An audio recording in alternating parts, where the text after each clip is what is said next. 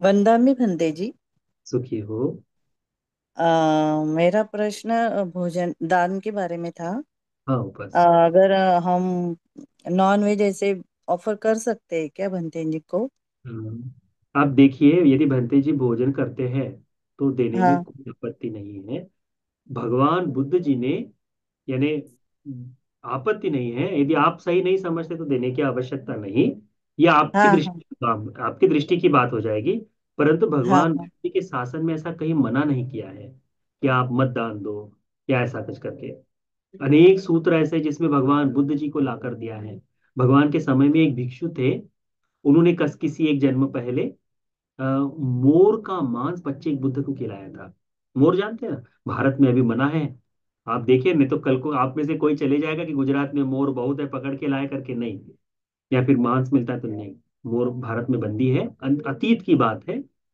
तो वहां पर किसी एक भिक्षु, किसी एक अरहंत बच्चे एक बुद्ध को उन्होंने दिया था।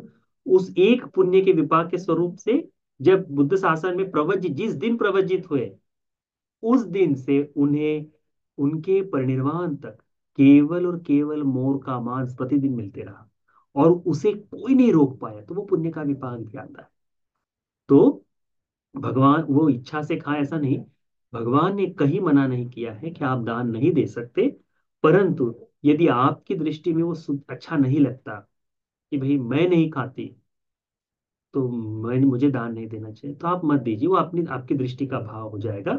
परंतु आप नहीं करते इसका मतलब ये नहीं कि आप दूसरों को भी ना करवाएं या फिर दूसरों के लिए बाधक बने, इस तरह से भी नहीं है।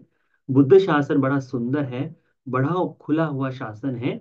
इसमें जितना श्रद्धा से जो जो आप कर सकते हैं आप उसे करिए। तो उसमें आनंद ही आनंद है, उसमें लाभ ही लाभ है, ठीक है। उसमें कोई बुरा मानने की आवश्यकता नहीं। यदि आप भोजन में ले रहे हैं तो दान देने में कोई आपत्ति नहीं है। हम उस तरह का चिंतन नहीं करते कि हम जैसे दृढ़ मतवादी जो है वो नहीं है। भगवान ने यज्ञ करने के लिए बताया, दान का यज्ञ करने के लिए बताया। जीव हिंसा को मना किए हैं, परंतु भोजन में मिलने वाले मांस के लिए भगवान ने मना नहीं किए। भगवान ने कहे हिंसा मत करो, मरा हुआ जो मिलता है आप उसे भोजन कर सकते हो, उसमें कोई आपत्ति नहीं है। मुझे लगता है ये समझ में आ गया हो। बंते जी बता रहे इसका मतलब है कि ये प्रशंसा कर देना चाहिए इसलिए नहीं। ये आपकी जिज्ञासा की शमन के लिए। यदि आपके मन में ऐसा कोई पूर्वाग्रह है कि भिक्षु तो वेजिटेरियन ही होना चाहिए, नहीं तो वो तो बहुत बड़ा पाप कर रहा है, तो ऐसा भाव मन में मत रखना। बुद्ध शासन में इसकी आज्ञा है, ठीक है। वो बुरा कार्य नहीं। देने वाला जिस चित्त से देता है वो उस पर डिपेंड करता है, ठीक है। वंदा भंते जी। कि हो। भंते जी, मेरे जीवन में बुद्ध धम्म संघ, इसके तीन रत्नों से वजह से बहुत सुख शांति में जीवन जी रहा हूँ।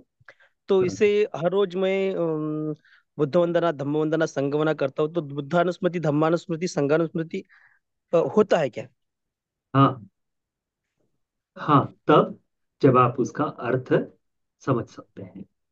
यस, यस, यस, साधु साधु। जैसे हम लोग बोलते समय इति पिसो भगवा अरहं, वे भगवान बुद्ध जी अरहंत हैं, राग द्वेष मोह को दूर कर दी इसलिए अरहंत।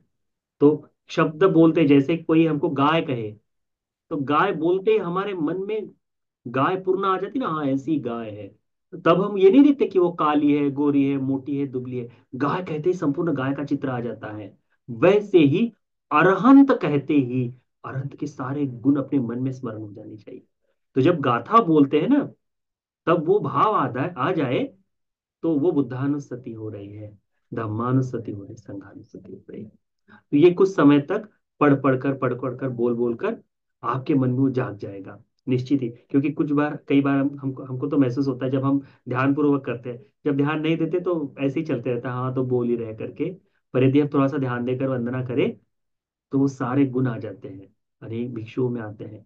इसीलिए हम कई बार बोलते हैं ना, रतन सूत्र का पठन करो। रतन सूत्र बड़ा सुंदर है, बोलते ही बोलते तुम्हारा मन बड़ा हर्षित हो जाएगा करके। क्योंकि उसमें बुद्ध के, धम्म के, संघ के गुण बताए हैं। बड़ा हर्षित हो जाता है, तो जब तुम बोलते हो तो उसका अर्थ समझ में आ जाए तो आनंद। वैसे ही त्रिरत्नों के गुण यदि बोल रहे हैं तो त्रिरत्न के गुण बोलते समय आपका मन आनंदित होता है। तो यदि उसका अर्थ समझ में आ रहा है, आपको अर्थ बोध हो रहा है, तो आप बुद्धानुස්සति, धम्मानुස්සति और संघानुස්සति कर रहे हैं, ऐसा जानिए, ठीक है। अगला प्रश्न, अंतिम प्रश्न। ठीक ठीक ठीक। अच्छी तरह से अप्रमादी होकर धर्म का पालन करो। कोई दिक्कतें हुई, कोई त्रुटियां आ जाए तो कोई आपत्ति की आवश्यक सोचने की आवश्यकता नहीं अधिक। आप कन्फेशन करके, तो क्षमा याचना करके आप अपने धर्म के मार्ग पर अविरत चल सकते हो। ठीक है।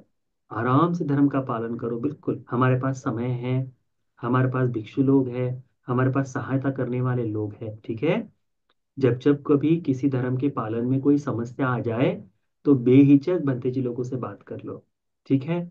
समय समय पर थोड़ा समय निकालो कि यदि 10 दिन की विपස්සना कर पाए तो करने चले जाओ। समय समय पर समय निकालो कि कहीं कोई प्रशिक्षण हो रहा है उपासकों के लिए या उपासिकाओं के लिए, तो 2 दिन का 4 दिन का हो रहा है, तो बेहिचक जाकर आ जाओ।